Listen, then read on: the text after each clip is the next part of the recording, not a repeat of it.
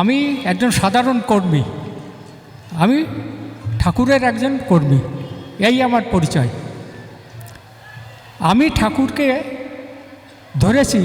ধরে কি পেয়েছি, আর যদি ঠাকুরকে ধরে তার অনুশাসনগুলো যদি সঠিকভাবে পালন করা যায়, তাহলে তার ইপ্সিত ফল আমরা পাব। আমি আমার জীবনের ঘটনা বলবো, কেন আচার্যদেব এখন বলেছেন যে আপনারা সবাই অনুভূতির কথা বলবেন। 28শে সেপ্টেম্বর 1994 সাল, আমি তখন চাকরি করি। আমার বড় মেয়ের বিয়ে হয়ে গেছে, আমার 3 মেয়ে, মেজো মেয়ে আর ছোটো মেয়ে রয়েছে বাড়িতে আমাদের সঙ্গে। আমি একদিন অফিস থেকে ফিরে, তখন ওই সুরাটে ব্যাপক মহামারী হচ্ছে প্লেগের। সুরাট থেকে আমার পশ্চিমবঙ্গের যারা সব ছুটে আসছে ওখানে, সে বিচিত্র অভিজ্ঞতা আমার। আমি একদিন রাত্রেবেলায় অফিস থেকে ফিরে একসঙ্গে খেতে বসেছি 4 জন, আমি, আমার 2 মেয়ে এবং ওয়াইফ। সেই সময় আমার মেয়েরা জিজ্ঞাসা করছে, বাবা প্লেগ হলে কি করে বুঝবো আমরা, কি করে বোঝা যায়? এখন আমি আমার কাগজ পড়ে বা টিভিতে শুনে যেভাবে হোক, আমি ওদের কাছে একটু ব্যাখ্যা করলাম। আমি ডিপি ওয়ার্ক খুব যে বেশি করেছি তা না, তবে যতটা করেছি বাড়ি বাড়ি গিয়ে, তো আমি দেখেছি যে বেশিরভাগ মানুষের ঠাকুরের প্রতি আস্থা ঠিক উঠে গেছে সেরকম না। অ্যাকচুয়ালি তারা সব সময় এটাই আলোচনা নিয়ে ব্যস্ত থাকেন, ঠাকুর বাড়ির চলন বলন, তাদের চলাফেরা এসবকে পরিলক্ষিত করে আমরা যখন তাদের বাড়িতে গেলাম, তারা শুধু এটাই বলেন, আমরা করোনাকালে এরকমভাবে কষ্ট পাচ্ছি, তারা খেয়াল করেননি, তারা দেখছেন না, তারা গাড়ি বাড়ি সব চড়ে এদিক ওদিক যাচ্ছেন, কিন্তু আমরা যে ভীষণ কষ্টতে রয়েছি সেটা তাদের পরিলক্ষিত তারা করছেন না। তা আমরা তখন এটাই বোঝালাম, এই ডিপি ওয়ার্কের মাধ্যমে তাদের এটাও মনের মধ্যে ইচ্ছা ছিল যে বলবে আমাদের যে আমরা এই ঠাকুর তাদের বাড়িতে এই কারণেই গিয়ে উপস্থিত হয়েছি যে ইষ্টবিধির পয়সা কালেকশন যেহেতু ঠিকঠাক হচ্ছে না। এর আগে এক দাদাও তাই বলেছেন, এক্স্যাক্টলি এটাই হচ্ছে। সকলে এটাই চিন্তা করছে যে ঠাকুরের পরিবার থেকে বাড়ি আমাদের সকলকে পাঠিয়েছেন এই ইষ্টবিধির অর্ঘ্যটাকে ঠিক মতন সঞ্চয় করার জন্য। কিন্তু আমি যখন গেলাম এবং তাদের সামনে বললাম যে আপনার ঠাকুর বাড়ি আমাদের এই জন্যই পাঠিয়েছে, করোনাকালে আপনারা কেমন আছেন, আপনাদের কি করে চলেছে, আপনাদের জীবনযাত্রা কেমন, আমরা বাড়ি আপনাদের খোঁজ নিতে এসেছি, আপনাদের ভালোবাসা পৌঁছাতে এসেছি ঠাকুরের, আপনারা ঠাকুরের চলনে যাতে চলেন সেই চিন্তা ভাবনা নিয়ে এসেছি। তখন আমাকে বলছে যে আপনি নিজে চলেন, আপনি কি করেন সকাল থেকে? অ্যাকচুয়ালি ডিপি ওয়ার্কের মাধ্যমে আমাদের চলনটাও কিন্তু আমরা চিন্তা ভাবনা করার একটা সুযোগ ঠাকুর দিয়েছেন যে আমরা কীরকমভাবে চলছি। আমরাও তো করোনাকালে ঠাকুরের থেকে অনেক দূরে সরে গেছি, আমরাও তো করোনাকালে ঠাকুরের নাম জপ ইষ্টভীতি সস্তৈনী সদাচার সেরকমভাবে পালন করছি কিনা আমাদেরও তো ভেবে দেখা দরকার। তখন আমরাও বাড়িতে এসে ভাবতে শুরু করলাম, আমরাও কি ঠিক তাই করছি? আমাদের নিশ্চয়ই চলন বলনে তারা নিশ্চয়ই এটা পরিলক্ষিত করেছে যে আমাদের মধ্যে সেই ঠাকুরত্ব তারা খুঁজে পাচ্ছে না। আমরা সেরকমভাবে চলন দিয়ে সেরকম কথাবার্তা দিয়ে তাদের এই রিয়েলাইজেশন আনতে পারিনি যে আমরা সৎসঙ্গী কর্মী। তখন থেকে শুরু হলো নিজেকে নিয়ে ভাবা, নিজেদের নিয়ে চলা, যে আমি সকালবেলা ঘুম থেকে উঠব, ভোরবেলা ব্রহ্ম মুহূর্তে উঠব, আমি নাম করব, আমি সময় মতন ইষ্টভীতি করব, আমি প্রার্থনা করব সময় মতন, এবং ঠাকুরত্ব হয়ে চলবো। আমি ঠাকুরের কাছে চাইবো সবসময় চেয়েই যাব। আমার ঠাকুর তো অ্যাকচুয়ালি চমৎকার নিজে করেন না, এসে ঠাকুর আমাদেরকে চমৎকারী করে তোলার ব্যবস্থা করেছেন যে তোমরা নাম ধ্যান ইষ্টভীতি সস্তৈনী সদাচার পালন করে সদাচারী হয়ে তোমরা আমার মতন হয়ে ওঠো, নিজেরা চমৎকার করো। তারপরে যখন আমরা তাদের বাড়িতে তাদের সামনে গিয়ে দাঁড়ালাম, বিশ্বাস করবেন না, তারা আমাদের কথাতে দ্বিতীয়বার আর জিজ্ঞাসা করেননি আপনারা কি সৎসঙ্গী কিনা। যে আমরা যখন তাদের সামনে গিয়ে দাঁড়াচ্ছি, আমাদের মধ্যে থেকে যে অল্প বিস্তর ঠাকুরত্ব প্রমাণ পাচ্ছে, তাতেই তারা ভীষণ খুশি এবং তারা আবার ইষ্টভীতি পরায়ণ হয়ে ওঠার চেষ্টা করছে।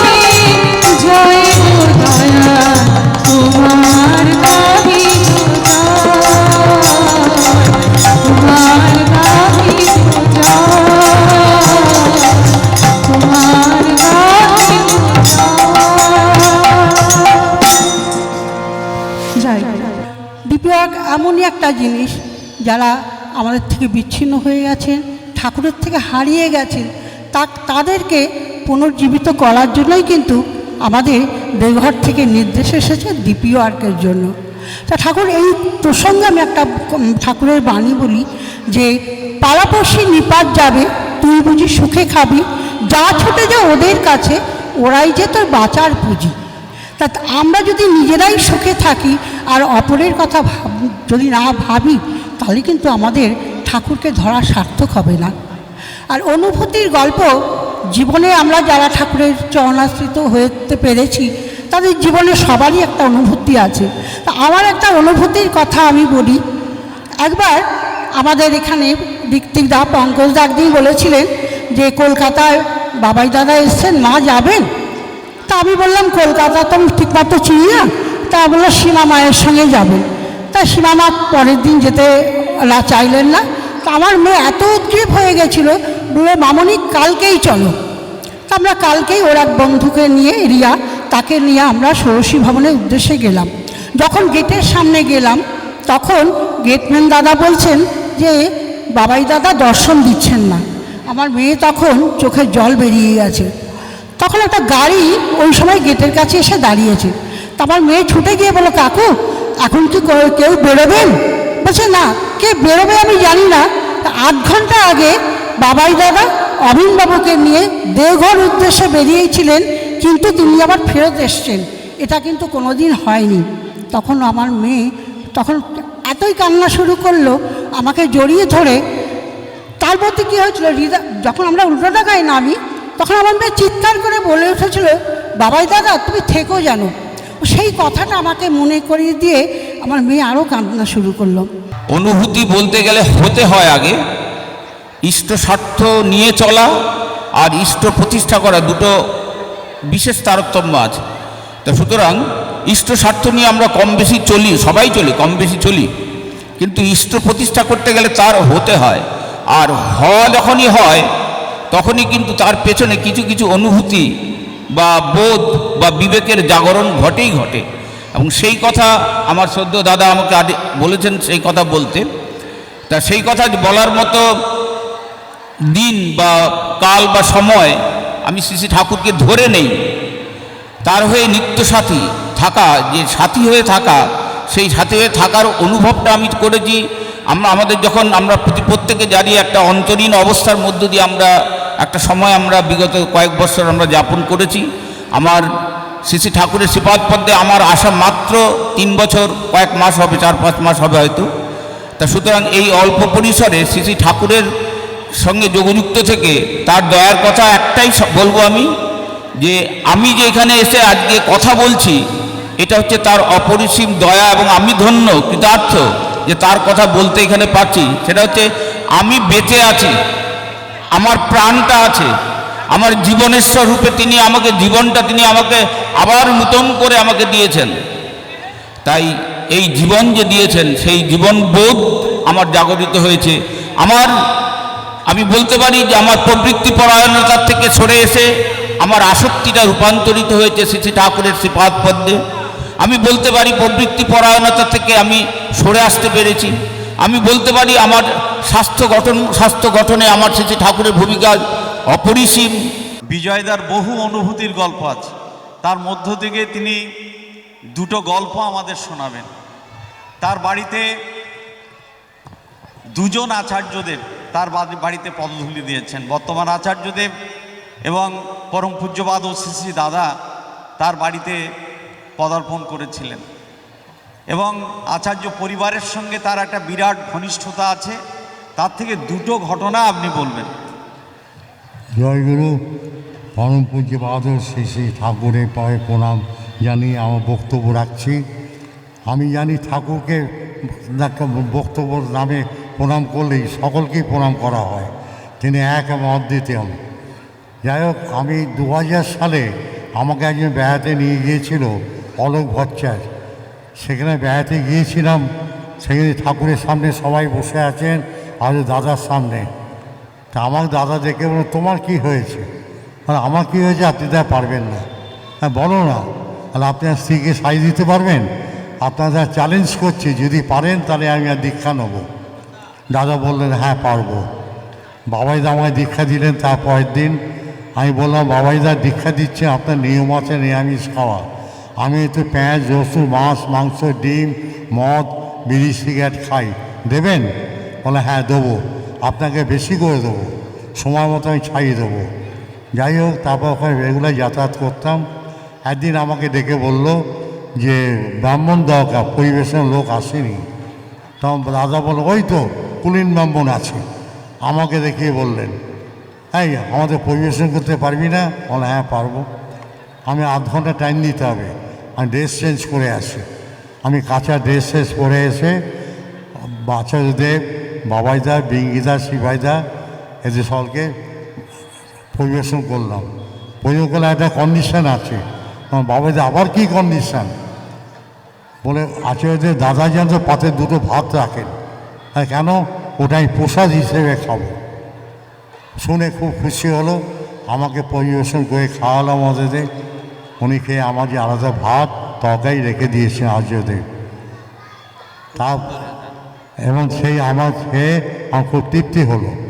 তারপর একদিন আচার্যদেব আমাকে বলছেন, আমি গেছি দেখা করতে সরস্বতী পুজোর সকালে, দেখি আচার্যদেব চলে যাচ্ছেন বাবাইদার স্ত্রীর সাথে, তার ছেলে মেয়েকে নিয়ে চলে যাচ্ছেন। আমি তখন বললাম, দাদা আমি এসছিলাম। হলো, তুই এসছিস? দাদা ঘুরে এসে খাটে বসলেন। ওদের বললেন তোমার চলে যাও। আমার পেছনে মানিকদা এবং জয়দেব ঘোষ দুজনে দাঁড়িয়েছিলেন। দাঁড়িয়ে আমার সাথে কথাবার্তা বলে উঠে চলে গেলেন, ওদের সাথে কথা বললেন না। আবার একদিন আমার আচার্যদেবকে বললাম, আমার ছেলে মেয়ে বিদেশে রয়েছে, তাদের আশীর্বাদ দিন। তাই নাকি? কী করে? আমি ছেলেকে হোয়াটসঅ্যাপ করলাম। আমার ছেলে ইউরোপে বেলজিয়ামে থাকে, তাকে হোয়াটসঅ্যাপ করলাম, বললাম আচার্যদেব আশীর্বাদ দেবে। তখন ছেলে বউ মেয়ে আসলো দাদার সামনে গিয়ে, আমি ক্যামেরাটা মোবাইলটা ধরলাম, আশীর্বাদ দিন। দাদা দেখলেন, কিছুক্ষণ দেখে হাত নাড়লেন, আশীর্বাদ দিলেন। তারপর বাবাইদা কথা বললেন, বিঙ্গিদা কথা বললেন, সবাই কথা বললেন। এই ছাড়া আমার ঠাকুরভাই অনুভূতি আরও অনেক আছে, যা বলে শেষ করা যাবে না। এই কথাই বললাম। দাদাকে আমার স্ত্রী পা ধুয়ে আঁচল দিয়ে মুছে দিয়েছিলেন, এবং আমি যখন যেতাম দাদা পা নামান, উনি পা নামাতেন, আমি নমস্কার করতাম, তা উঠতেন। জয়গুরু, খুব জয় সুন্দর গুরু। অনুভূতির গল্প শোনালেন আমাদের এই 83 বছরের যুবক বিজয় মুখার্জি।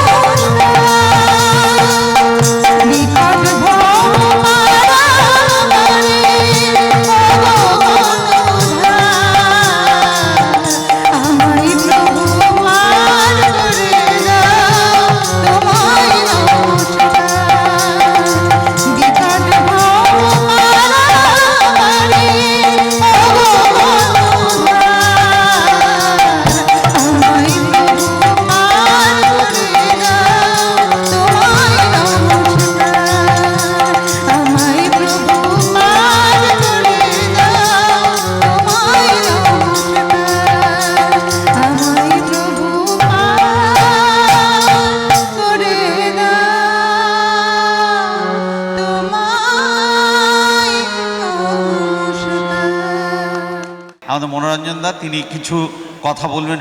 আমাকে একজন জিজ্ঞাসা করছিলেন, আপনার তো ঠাকুর দর্শন হয়েছে, ঠাকুর কেমন বলেন তো মা, ঠাকুর কেমন কি করে বলবো, খুব কঠিন প্রশ্ন। তখন বললাম ঠাকুর হচ্ছেন মায়ের মতো, স্নেহল মায়ের মতো। তার হৃদয়খানা এত বড়, দুনিয়ার সবাইকে যেন বুকে জড়িয়ে ধরেন তিনি, সবাইকে বুকে জড়িয়ে ধরতে পারেন, তার বুকখানা এত বড়। মায়ের কোলে সন্তান যেমন মাথা রাখলে সান্ত্বনা পায়, তেমনি ঠাকুর অনুকূল চন্দ্র আছেন 1600 ফাট হৃদয়ের সান্ত্বনা। তার কাছে গেলে মনের দুঃখ কষ্ট যত ব্যথা সব চলে যায়। তিনি অধমকে উন্নত করেছেন, দুষ্টকে শিষ্ট করেছেন, দরিদ্রকে ধনী করেছেন, মূর্খকে জ্ঞানী করেছেন। তার হৃদয়খানা স্বর্গীয় হৃদয় বস্তায় ভরপুর ভরপুর। তা সে কত আদর সোহাগে মানুষের সঙ্গে কথা বলতেন, ও আমার মণি, ও আমার হিরে, ও সোহাগ, এ শুনলে মনটা জুড়ে যায়। মণি আবার কবে আসবি, আসবার সময় তার চোখটা ছলছল করছে, আবার সেই আকর্ষণ, প্রেমের আকর্ষণ, এমনই তার ভাব। এজন্যই এখনও মনে হয়, গেলে মনে হয় ওই জানলাটাকে বলছেন, আইসিস, খাইছিস, কেমন আছিস, যা, তোর মুখখানা শুকনো দেখাচ্ছে, খেয়ে আয়, পরে আমার সঙ্গে কথা না বলে যাবি না তো মনি। তাহলে কেমন বোঝা গেল ঠাকুর কত ভালো, কত আপন, সঙ্গে সঙ্গে মনে তার প্রেমে পড়ে যেতে হয়।